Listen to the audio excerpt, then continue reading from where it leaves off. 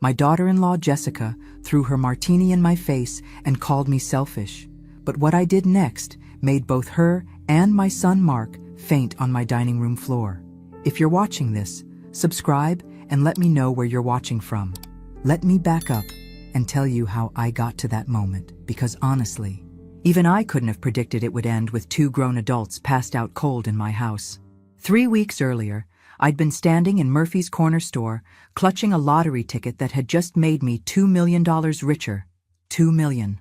At 67, after 30 years of teaching 3rd grade and living paycheck to paycheck, I was suddenly wealthy.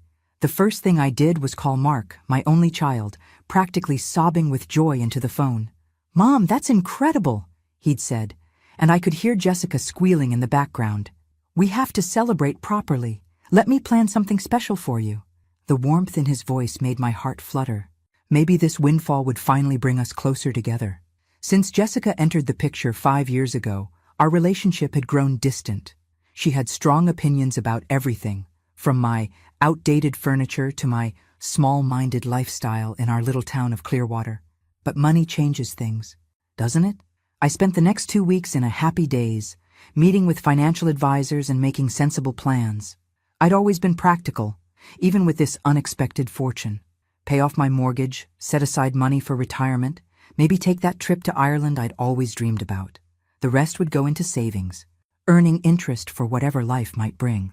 Mark called every other day during those 2 weeks, more attentive than he'd been in years. "How are you feeling, Mom? Are you getting good advice about the money?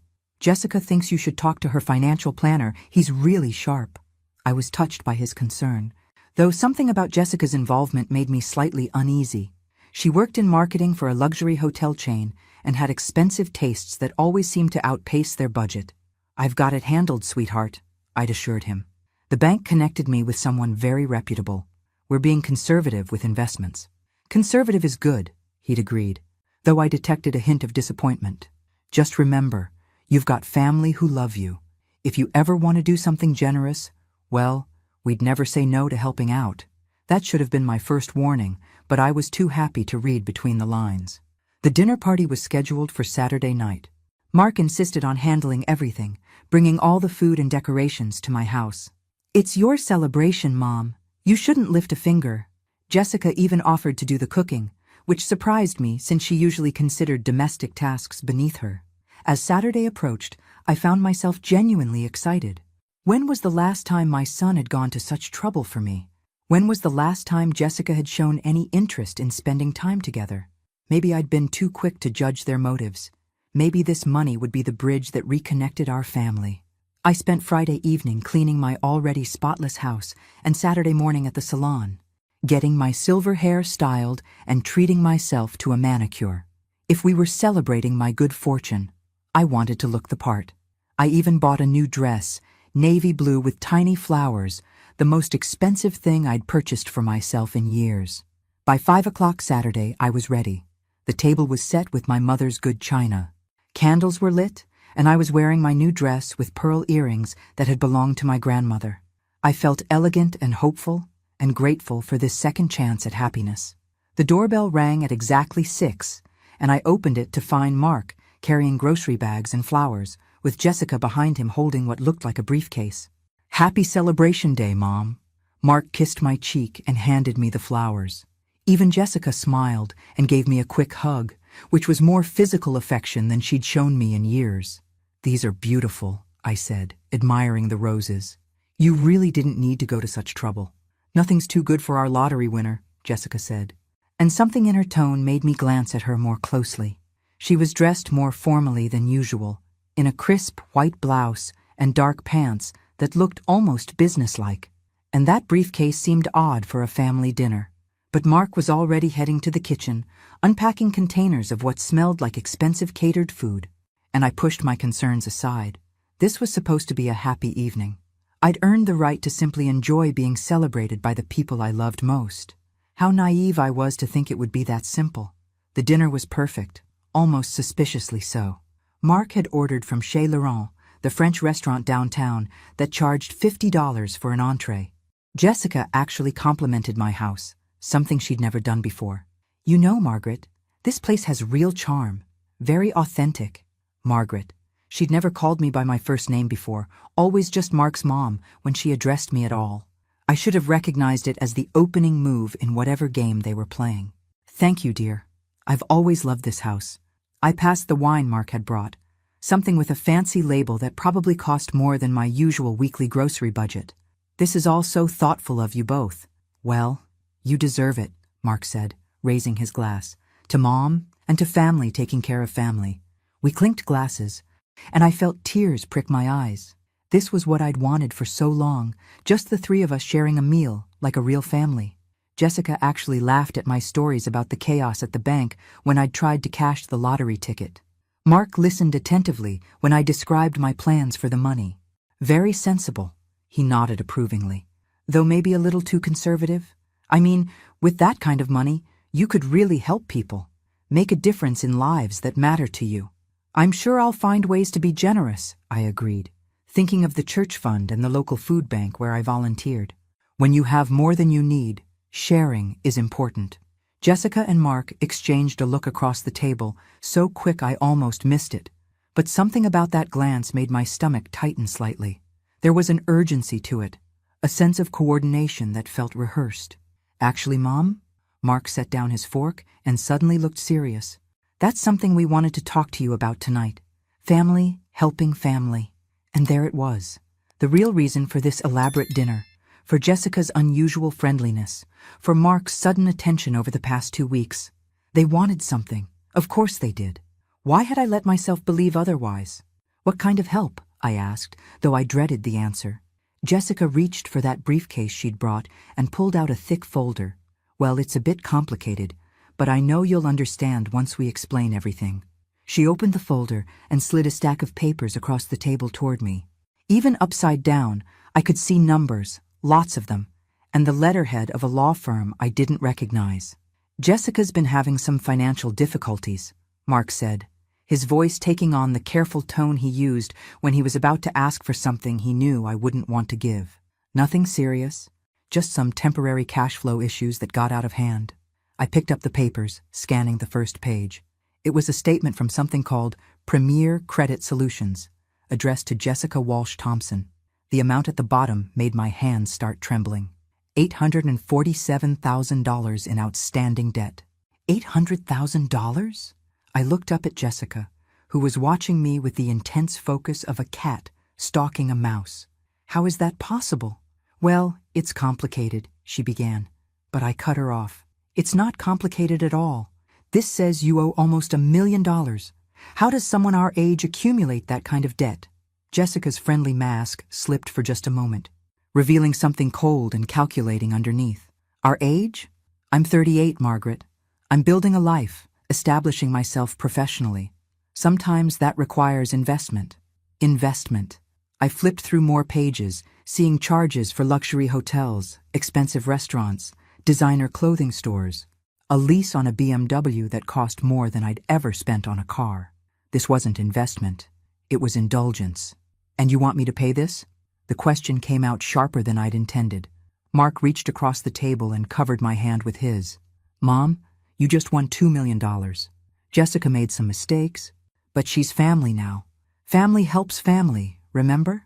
Family helps family. The words I'd raised him to live by, now being used as a weapon against me. I looked at my son, this man I'd sacrificed everything to raise, and wondered when he'd become someone I barely recognized. Mark, this is almost half of what I won. Before taxes. But you don't really need all that money, Jessica said, her voice honey-sweet again. You're 67, you live simply, your house is paid off. What are you going to do with $2 million anyway? The audacity of it took my breath away. What was I going to do with my money? Live comfortably for the first time in my life. Travel. Have security. Maybe leave something for my grandchildren's education if Mark ever had children with this woman. I'm going to live on it, I said quietly. It's my retirement. Come on, Mom. Mark's voice carried an edge of impatience. Be realistic. Social Security plus investment income from even half the winnings would be more than enough for your lifestyle. You could help Jessica get back on her feet and still be set for life. My lifestyle. as if my simple existence was somehow proof that I didn't deserve better, that I should be grateful for scraps while they lived in luxury funded by my good fortune. I set the papers down carefully and looked from my son to his wife, seeing them clearly for perhaps the first time. This whole evening, the expensive dinner, the false warmth, even Mark's increased attention over the past 2 weeks, it had all been leading to this moment. They hadn't been celebrating my good luck. They'd been calculating how to take it away from me. And if I say no? I asked. The silence that followed told me everything I needed to know about what would happen to our relationship if I didn't hand over nearly half my winnings to pay for Jessica's shopping sprees and luxury lifestyle. If you say no? Jessica's laugh was like glass breaking. Well, Margaret, I suppose that would tell us exactly what kind of person you really are. I felt something cold settle in my chest. In all my years of teaching, I dealt with plenty of manipulative children, but this was different. This was my own family trying to guilt me into funding their mistakes. What kind of person would that make me, Jessica? I asked, genuinely curious to hear her answer.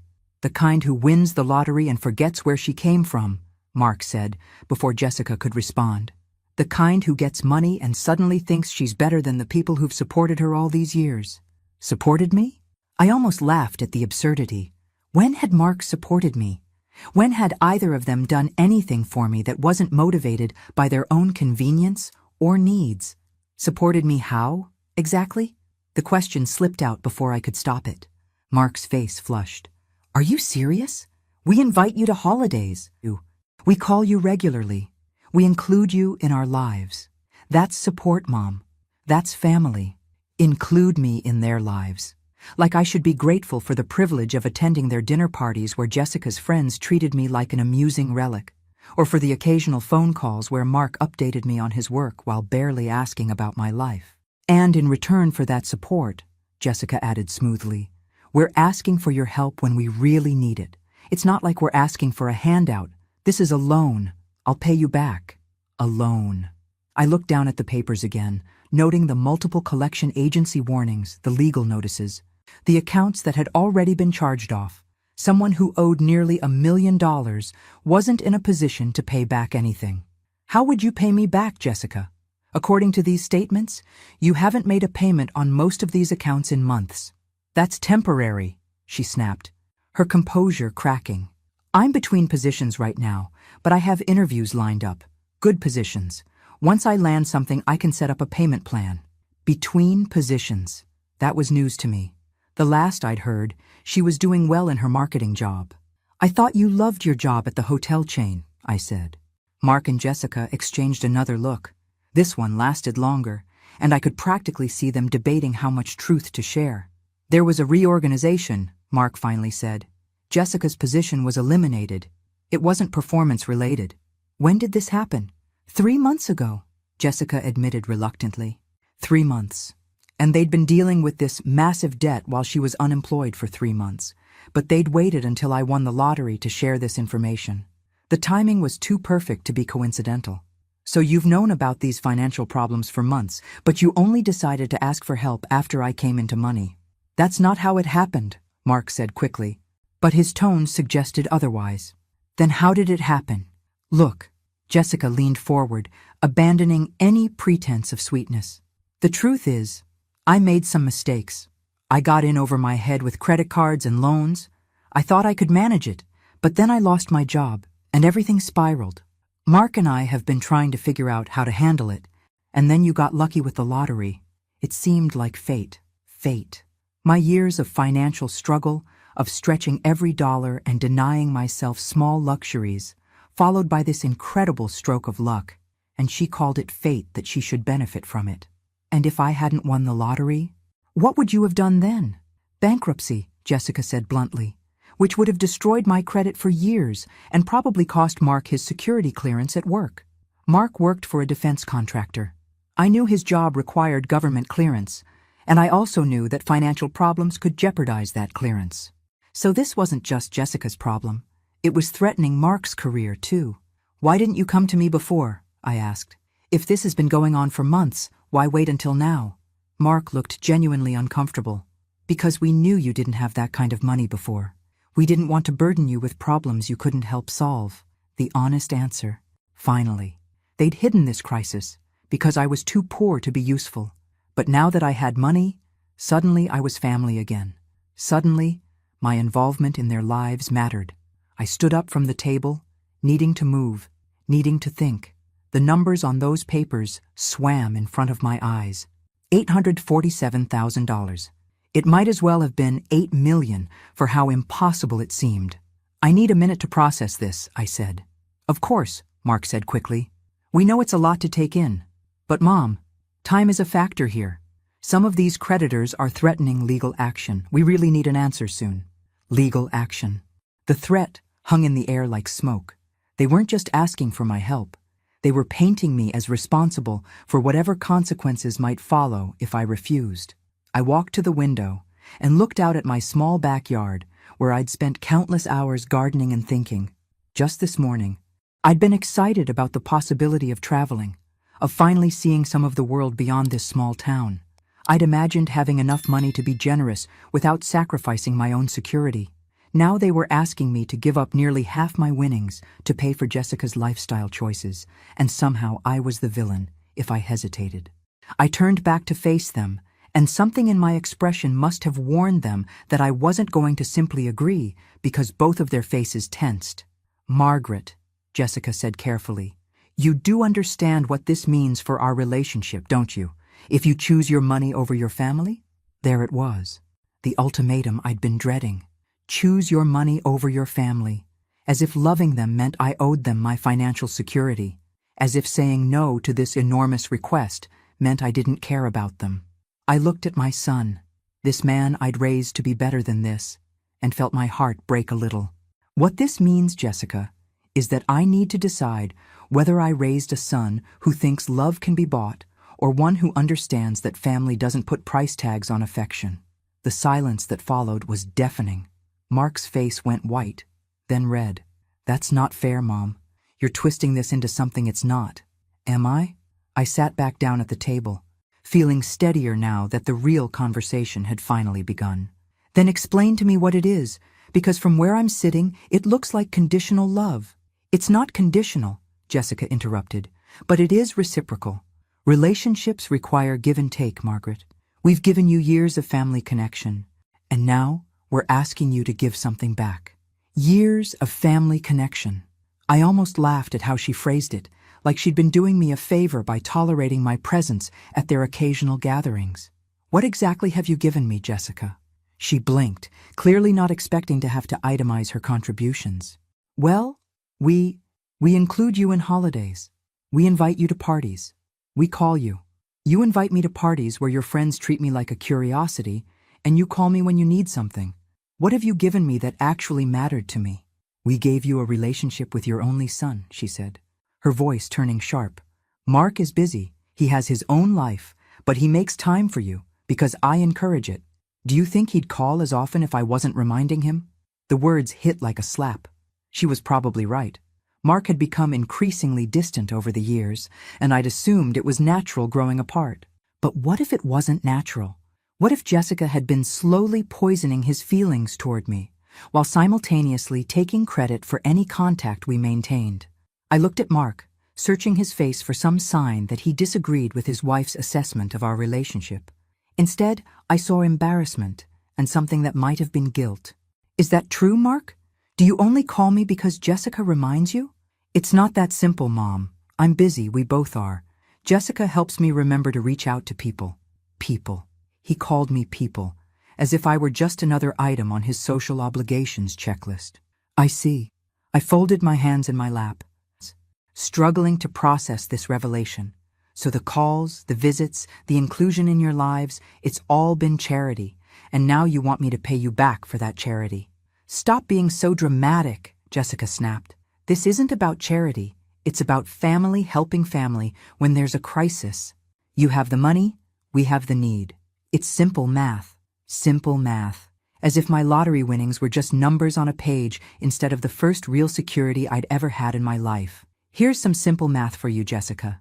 After taxes, I'll have roughly $1.3 million.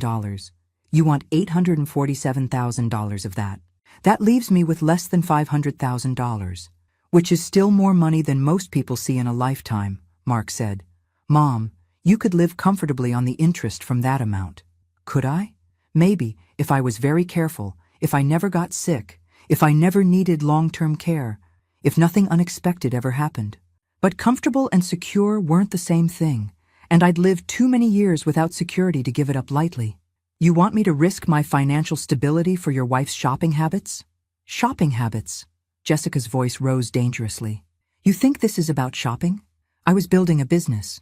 Margaret, I was investing in my future, in our future. Not everyone can be content with your small little life. My small little life. The contempt in her voice was unmistakable. This was what she really thought of me, of the life I'd built through hard work and careful choices. My small little life included raising a son who I hoped would be better than this, I said quietly. Better than what? Mark's patience was clearly running out. Better than asking for help when we need it? Better than expecting family to act like family? Better than threatening emotional blackmail to get money, I replied. Emotional blackmail? Jessica stood up abruptly, her chair scraping against the floor. That's what you think this is? We come to you in crisis? We humble ourselves by asking for help, and you accuse us of manipulation? Aren't you manipulating me? You've made it clear that our relationship depends on my answer to this request. How is that not manipulation? Because, Mark said, his voice taking on the cold tone I remembered from his teenage years when he didn't get his way. Family is supposed to be there for each other. If you can't be there for us when we really need you, then what kind of family are we? What kind of family indeed? The kind where love came with price tags, apparently. The kind where winning the lottery made you responsible for everyone else's mistakes. I looked around my dining room, at the good china and lit candles and expensive catered food they'd brought to soften me up.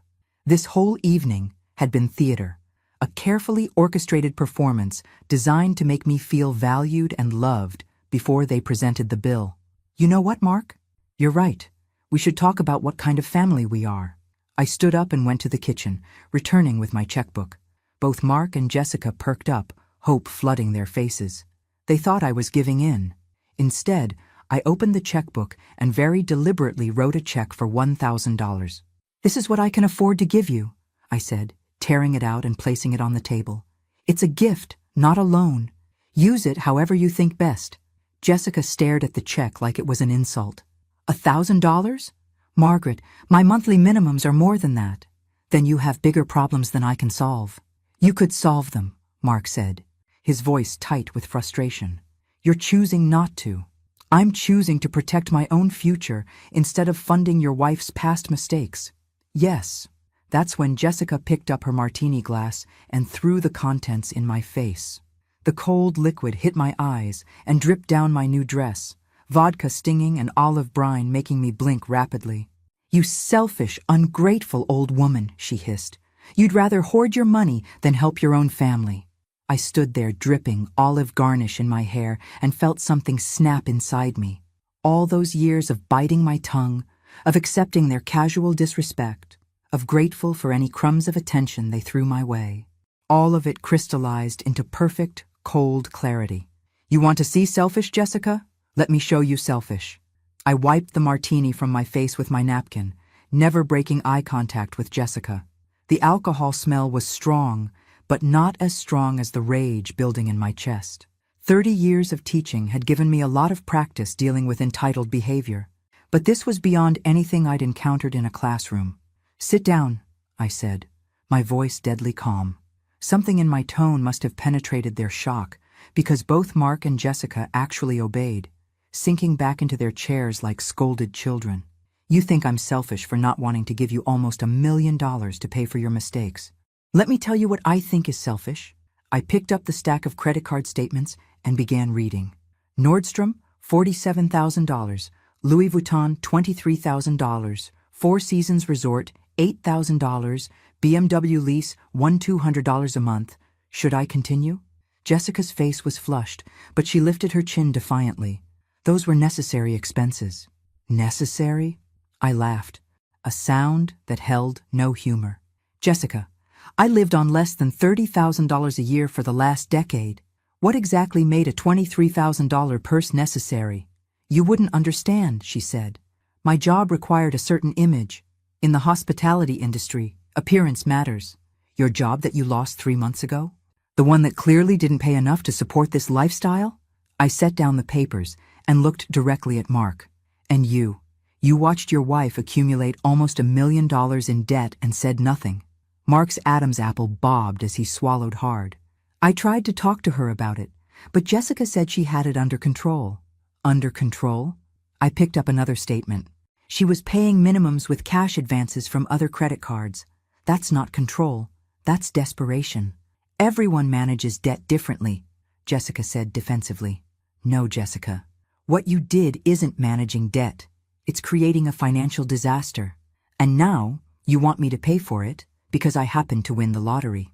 I walked to my kitchen and returned with a bottle of wine, pouring myself a large glass.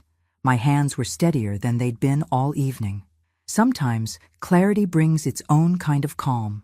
Here's what I find most interesting about this whole situation, I continued, settling back into my chair. 3 months ago, when you lost your job and this debt became unmanageable, did you call me? Did you ask for advice or support or even just someone to talk to about your problems? Neither of them answered. No, you didn't. You only called me after I won money, which tells me that until I became useful, I wasn't really family at all. I was just someone you tolerated. That's not true, Mark protested. But his voice lacked conviction. Isn't it? When was the last time you called me just to talk, Mark? Not because you needed something, not because Jessica reminded you, but because you actually wanted to hear my voice? The silence stretched between us like a chasm. When was the last time either of you asked about my life? My health? My plans? My happiness? I took a sip of wine, tasting the expensive vintage Mark had brought to soften me up. You know what you asked me tonight? You asked what I was going to do with $2 million, like it was incomprehensible that I might have dreams of my own. Jessica shifted uncomfortably. We didn't mean it like that. How did you mean it? Because from where I'm sitting, it sounded like you couldn't imagine why someone like me would need that much money. Like my life is so small and insignificant that a few $100,000 should be more than enough. Mom, you're taking this the wrong way, Mark said. Am I? Then explain the right way to take it. Explain how your wife throwing a drink in my face was somehow justified.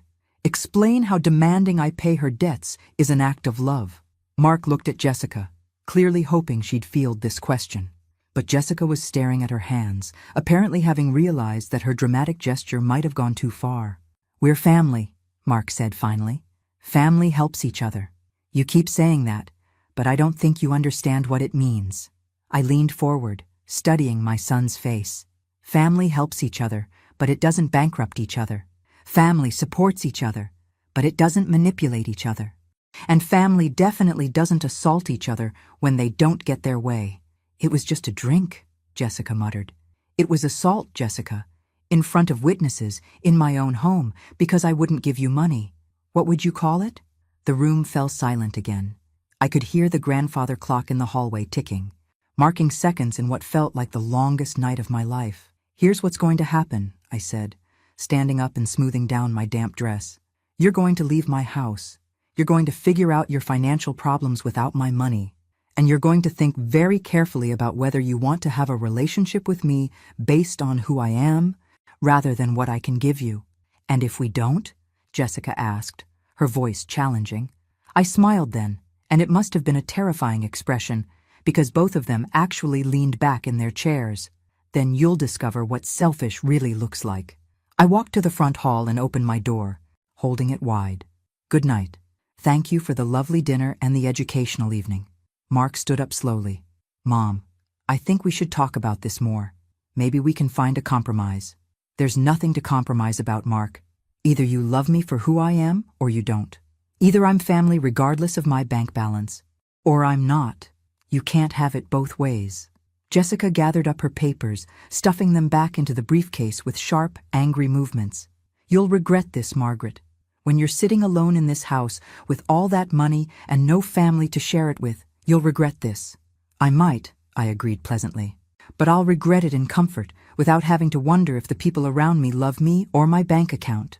They walked past me and out into the night without another word. I watched Mark's car pull out of my driveway, noting that he didn't look back at the house, didn't seem to have any second thoughts about how this evening had ended. When their taillights disappeared around the corner, I closed the door and leaned against it, suddenly exhausted. My dress was still damp with martini, my hair still smelled like olives, and my heart was broken in ways I was only beginning to understand. But I was also free. Free from the desperate need to earn their approval. Free from the constant anxiety about saying or doing the wrong thing. Free from pretending their crumbs of affection were enough to sustain me.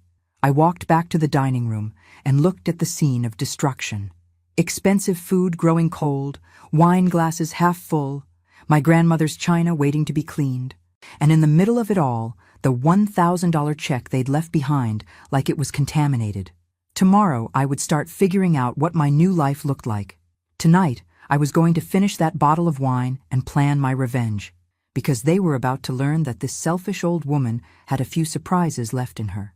I woke up Sunday morning with a mild headache and absolute clarity about what I needed to do. The events of the previous evening felt like a bad dream, except for the dress hanging in my bathroom that still reeked of vodka and the olive that had somehow ended up under my dining room table. My phone had been buzzing since 7 a.m. 17 missed calls from Mark, 12 from Jessica, and a string of increasingly frantic text messages. "Mom, I think we all said things we didn't mean last night. Please call me back. We need to talk. Jessica feels terrible about what happened. This is ridiculous. We're family. Pick up your phone." I deleted them all without responding. I'd spent enough years responding to their summons like a trained dog. That version of Margaret was officially retired. Instead, I made myself breakfast, read the newspaper cover to cover, and then called my financial advisor. "Margaret!"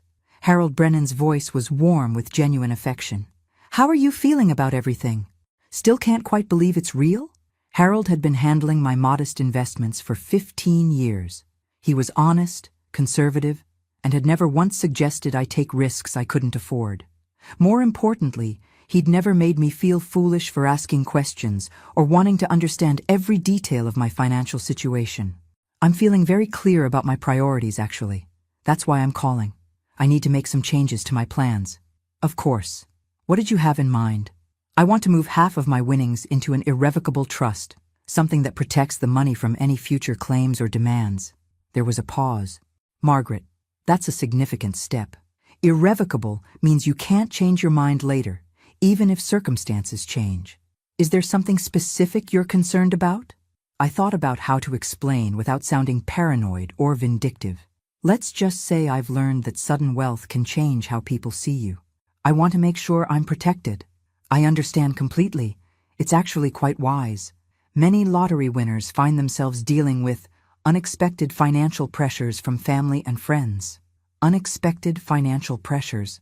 What a polite way to describe what had happened in my dining room the night before. "Can we meet tomorrow to discuss the details?" "Absolutely. How about 10 a.m.? And Margaret, you're making a smart choice. This kind of protection gives you freedom to enjoy your winnings without constantly worrying about other people's opinions of how you should spend them." After hanging up with Harold, I called my sister Caroline in Phoenix. Caroline was 5 years older, brutally honest, and had never liked Jessica from the moment Mark introduced her. "Margaret, how's life as a millionaire treating you?" "Educationally," I said dryly, and told her everything that had happened. Caroline's silence after I finished the story was more eloquent than any words could have been. $800,000, she finally said. "That woman spent $800,000 on shopping." Apparently it was necessary for her image. Her image as what? A cocaine dealer? "Margaret, no legitimate job requires that kind of wardrobe investment." I actually laughed for the first time since the previous evening. That's what I thought. But according to Mark, I wouldn't understand because my life is too small. "Your life isn't small, it's sensible. There's a difference, though. I wouldn't expect a woman who thinks a $23,000 purse is a business expense to understand it." My phone buzzed with another call from Mark. I sent it to voicemail. "They're still calling," I told Caroline. "Of course they are. You just became the answer to all their problems, and then you had the audacity to say no. They're probably Googling elder abuse right now, trying to figure out if they can have you declared incompetent." The thought sent a chill through me. Could they do that? Not if you're working with a good lawyer and taking sensible steps to protect yourself, which reminds me, you need to document everything that happened last night. Write it all down while it's fresh, in case you need it later. I spent the next hour writing a detailed account of the dinner, the demands, Jessica's assault, and my response.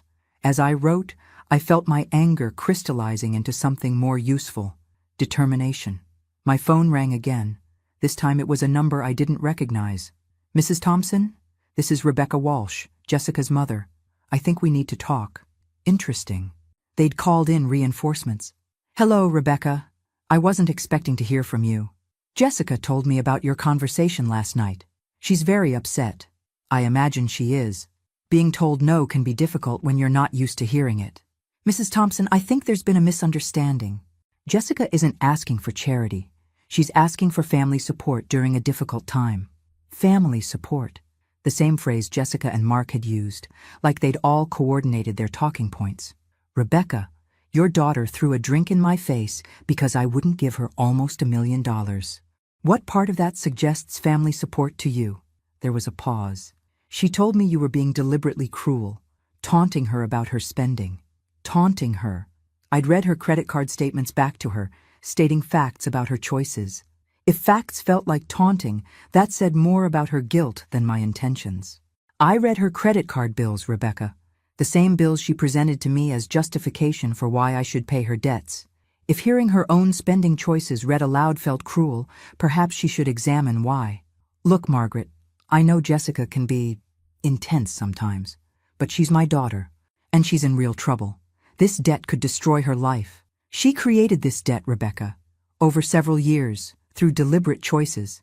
I didn't create this problem, and I'm not responsible for solving it. But you have the money now. It would be easy for you to help.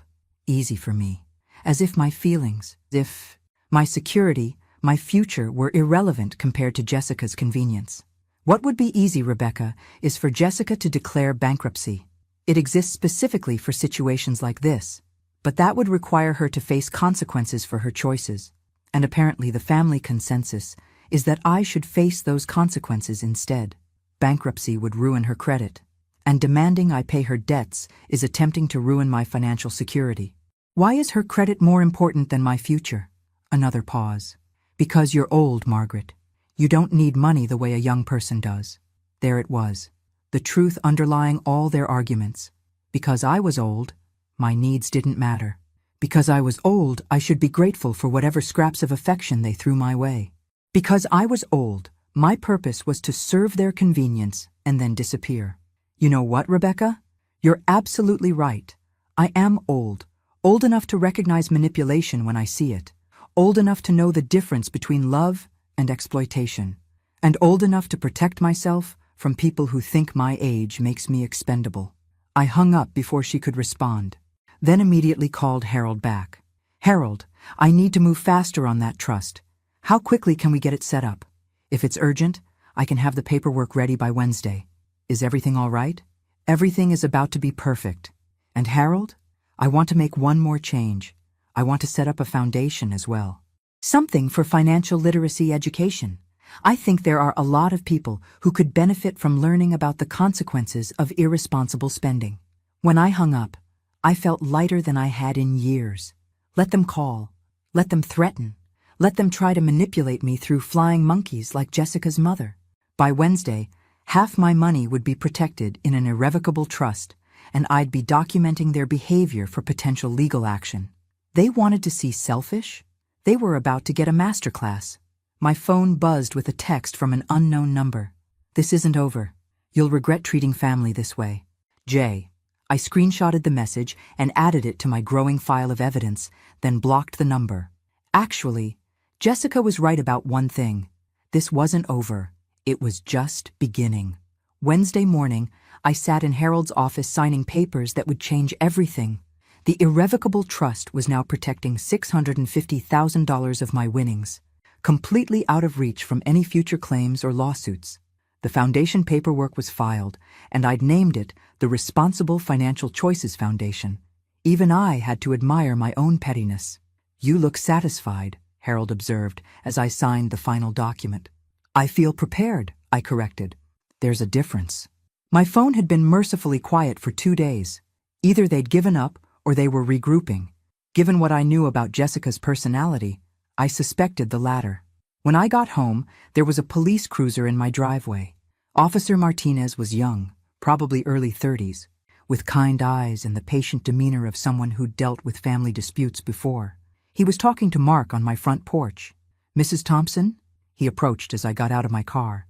"I'm responding to a wellness check request.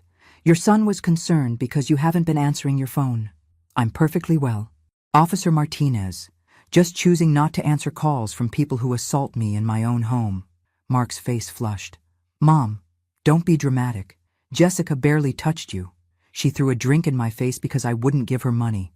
What would you call that?" Officer Martinez looked between us with growing understanding.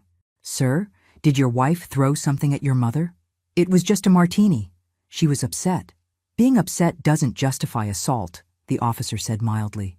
"Ma'am, do you want to file charges?" I considered it.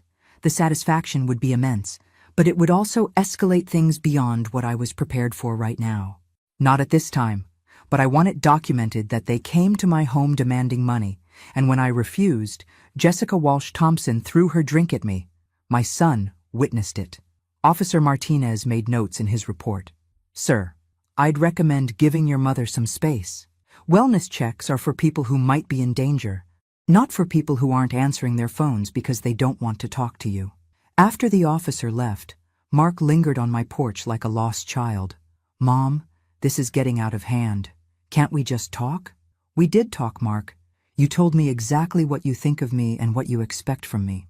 The conversation is over. I never said I didn't love you. You said I was choosing money over family. You said I was being dramatic and unfair. You stood by while your wife assaulted me. Those aren't the actions of someone who loves me, Mark. Those are the actions of someone who wants something from me." I walked past him to my door, noting how he made no move to stop me or continue the conversation. Even now, facing the consequences of his choices, he wasn't fighting for our relationship. He was just going through the motions because Jessica had probably sent him. Friday brought a certified letter from a law firm I'd never heard of. Peterson, Blake and Associates, representing Jessica Walsh Thompson in the matter of financial elder abuse and undue influence. I read it twice before the full audacity sank in. They were claiming that I was financially abusing myself by refusing to give them money, that my lottery win had somehow put me under undue influence to make poor financial decisions. They were demanding I submit to a psychological evaluation to determine my competency. I called Harold immediately. "They're claiming what?" His voice rose several octaves. "Financial elder abuse against myself because I won't pay their debts." "Margaret, I've never seen anything quite this creative. They're essentially arguing that keeping your own money constitutes abuse of yourself. Can they do this? Can they force me to have a psychological evaluation? They can try, but any judge worth their robe will laugh this out of court. You've been managing your affairs competently for 67 years. You sought professional financial advice. You're making conservative investment choices. There's no legal basis for this claim. But they can still drag me through court? They can file paperwork, yes, but Margaret, this actually works in your favor. They've just provided documentary evidence that they're harassing you for money and are willing to make frivolous legal claims when they don't get their way.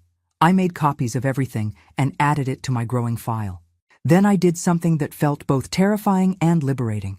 I called Peterson, Blake and Associates myself. "This is Margaret Thompson.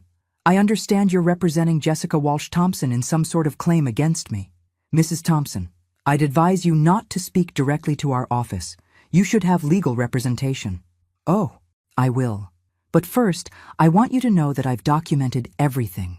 The assault in my home, the threatening text messages, the harassment through family members, and now this frivolous lawsuit. When my attorney files a counterclaim for harassment and attempted extortion, I want you to remember this conversation." I hung up before he could respond, then immediately called Caroline. "They're suing you for elder abuse of yourself?" She was laughing so hard she could barely speak. "Margaret, this is the most ridiculous thing I've ever heard. It gets better. They want me declared incompetent because I won't pay their debts. Do you know what this means? They've just handed you everything you need to destroy them completely. No sane judge will side with them. And now you have grounds for harassment charges. Caroline was right. In trying to force me to give them money, they'd given me something much more valuable: legal ammunition. By Monday, I had my own attorney. Sarah Chen specialized in elder law and had dealt with similar cases before. Mrs. Thompson, this is one of the most clear-cut cases of financial harassment I've seen. They're not even trying to hide their motives. What can we do? We file a motion to dismiss their case as frivolous, then we file our own lawsuit for harassment, assault, and attempted extortion. We have documentation, we have witnesses, and we have their own legal filing that proves they're targeting you specifically because you have money. Will it work? Sarah smiled. Mrs. Thompson, by the time we're done, they'll be paying your legal fees and issuing public apologies. And that's just the beginning. The preliminary hearing was scheduled for Thursday morning. I dressed carefully in my navy suit, the same one I'd worn to parent-teacher conferences for 30 years. It felt like armor. Jessica and Mark sat on the opposite side of the courtroom with their attorney, a nervous-looking man who kept shuffling papers. Jessica was dressed like she was attending a board meeting, all sharp angles and expensive accessories. Mark looked miserable. Judge Patricia Hoffman was in her 60s, with silver hair and the no-nonsense demeanor of someone who'd seen every possible human foolishness in her courtroom. Mr. Peterson, she addressed Jessica's lawyer, I've reviewed your filing, and I have to say, this is one of the most unusual claims I've encountered. You're arguing that Mrs. Thompson is abusing herself financially by refusing to pay your client's debts? Your Honor, Mrs. Thompson has come into significant money and is not thinking clearly about her family obligations. We believe she may be under outside influence to make decisions that harm her family relationships. Outside influence from whom? Possibly her financial advisor, or other parties who might benefit from her isolating herself from her family. Judge Hoffman looked over her glasses at the lawyer. Mr. Peterson, are you arguing that seeking professional financial advice constitutes undue influence? We're arguing that Mrs. Thompson's refusal to help her family in their time of need suggests she's not making rational decisions. I see. And what evidence do you have that Mrs. Thompson is mentally incompetent? The lawyer shuffled his papers again. Well, she's elderly, and sudden wealth can be overwhelming. Mr. Peterson, being elderly is not evidence of incompetence. Having money is not evidence of incompetence. And refusing to pay someone else's debts is not evidence of incompetence. Is there any actual evidence that Mrs. Thompson cannot manage her own affairs? The silence stretched uncomfortably. Your Honor, Sarah stood up, we'd like to present evidence of what actually happened here. For the next hour, Sarah methodically laid out the timeline. The dinner party, the demands for money, Jessica's assault, the threatening messages, the wellness check, and finally, this frivolous lawsuit. She presented the credit card statement showing Jessica's spending, the documentation of her unemployment, and the evidence that they'd waited until after I won the lottery to ask for help. Your Honor, Sarah concluded, this isn't a case of elder abuse. This is a case of a family attempting to extort money from a lottery winner by filing false legal claims when she refused to pay their debts. Judge Hoffman was quiet for a long moment, studying the papers in front of her. Ms. Walsh-Thompson, she addressed Jessica directly, you owe $847,000 in credit card debt? Yes, Your Honor, but I can explain. No need. Mrs. Thompson, congratulations on your lottery win. How much of your winnings are these people asking you to pay toward this debt? $847,000. Your Honor, almost 2/3 of what I'll have after taxes. And you refused? Yes, Your Honor. Wise decision. Mr. Peterson, your case is dismissed. Moreover, I'm sanctioning you for filing a frivolous lawsuit. You have 30 days to explain to the State Bar why you thought this was appropriate use of the court system. Jessica's face went white. Mark looked like he might be sick. Furthermore, Judge Hoffman continued, I'm issuing a restraining order. Ms. Walsh-Thompson and Mr. Thompson are prohibited from contacting Mrs. Thompson directly or indirectly for any purpose related to money or financial assistance. Any violation will result in contempt charges. Sarah leaned over and whispered, Now we file our countersuit. 6 weeks later, I was sitting in my garden enjoying the first warm day of spring when Harold called with news that made me laugh out loud. Margaret, You're not going to believe this. Jessica Walsh Thompson filed for bankruptcy yesterday. Really? How do you know? It's public record. She listed debts of over $900,000. Apparently, the legal fees for their frivolous lawsuit pushed her over the edge. I felt a satisfaction that was probably unworthy of a retired teacher, but I embraced it anyway. What about Mark? Clean. It looks like he kept his finances separate, probably to protect his security clearance. Smart man, though not smart enough to keep his wife's problems from affecting his career. What do you mean? Defense contractors don't like employees whose spouses file for bankruptcy. Creates security risks. Word is, he's been transferred to a position that doesn't require clearance. Significant pay cut. I should have felt sorry for him. He was my son, after all. But it was hard to work up sympathy for someone who'd watched his wife assault me and then supported her frivolous lawsuit. There's more, Harold continued. Their attorney Peterson is facing disciplinary action. Apparently, your case wasn't the first time he's filed questionable lawsuits. The state bar is reviewing his license.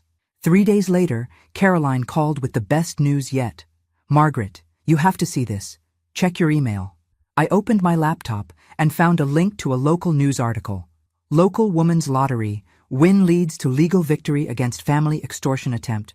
The article detailed the entire case, including Jessica's massive debt, their demands for my money, and the judge's scathing dismissal of their lawsuit.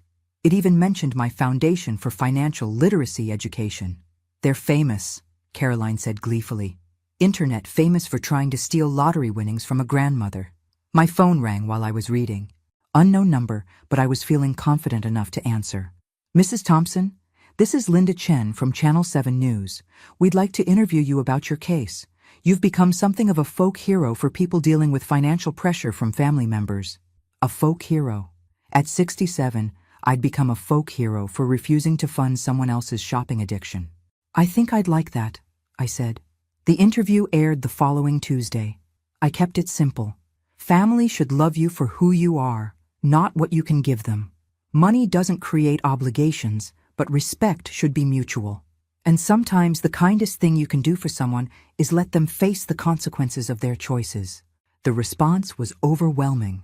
Letters, emails, calls from other lottery winners who'd faced similar pressure.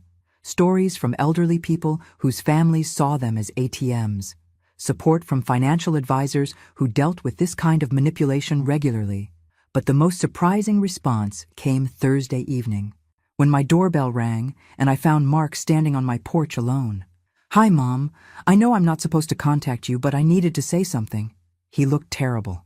Thin, exhausted, older than his 42 years. Are you here to ask for money, Mark? Because the restraining order, no, I'm here to apologize. And to tell you that I filed for divorce yesterday. I invited him in, though every instinct told me to be cautious. Mark sat in the same chair he'd occupied the night this all started, but he was a different person now. Humbled, maybe even broken. I should have protected you, he said without preamble. That night, when Jessica threw her drink at you, I should have stopped her. I should have apologized immediately. Instead, I let her convince me that you were being unreasonable. Why didn't you? Because it was easier to believe you were wrong than to admit I'd married someone who would assault my mother for money. He rubbed his face with both hands. Do you know what finally opened my eyes? I waited. When the bankruptcy lawyer asked Jessica to list all her debts, she had another $200,000 I didn't know about. Shopping sprees, spa treatments, a loan against her car. She'd been hiding debt from me for years, and when I confronted her about it, she said I was being controlling. I'm sorry, Mark. Are you? Because I wouldn't blame you if you weren't. I chose her over you repeatedly. I let her poison my thinking about our relationship. I stood by while she tried to steal your lottery money and then supported her when she sued you. He was right. I should be angry, should be demanding accountability, should be protecting myself from further manipulation. But looking at my son, genuinely broken and finally taking responsibility, I felt something I hadn't expected. Hope. What changed your mind? The interview you did.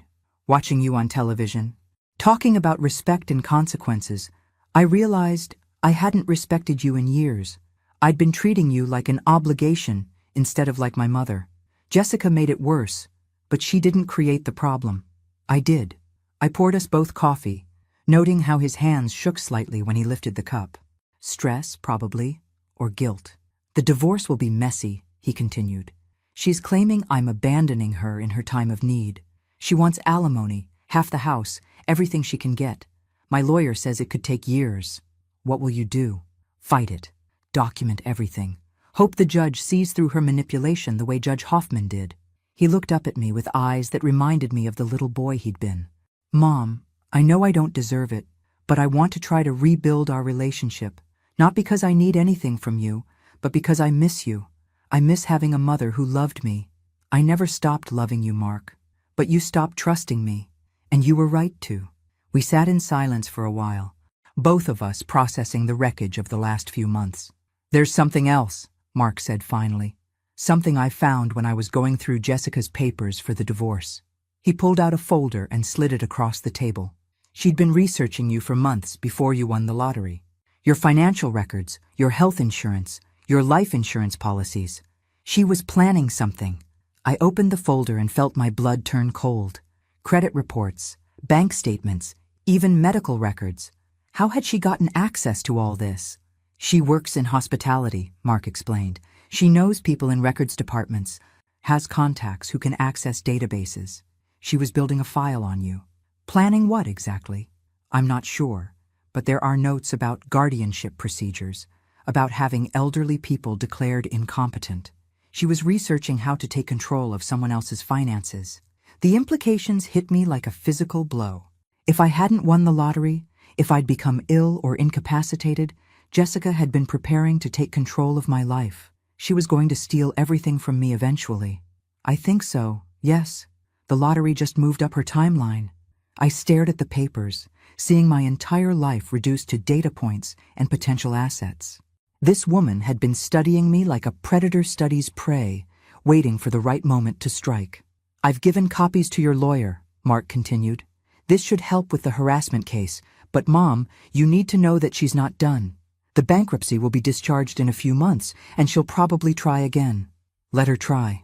I'm protected now, and I'm not the same person she tried to manipulate.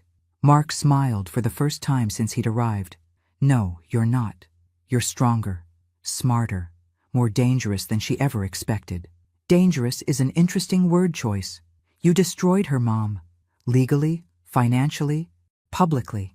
She went from thinking she had access to $2 million to losing everything, including her marriage.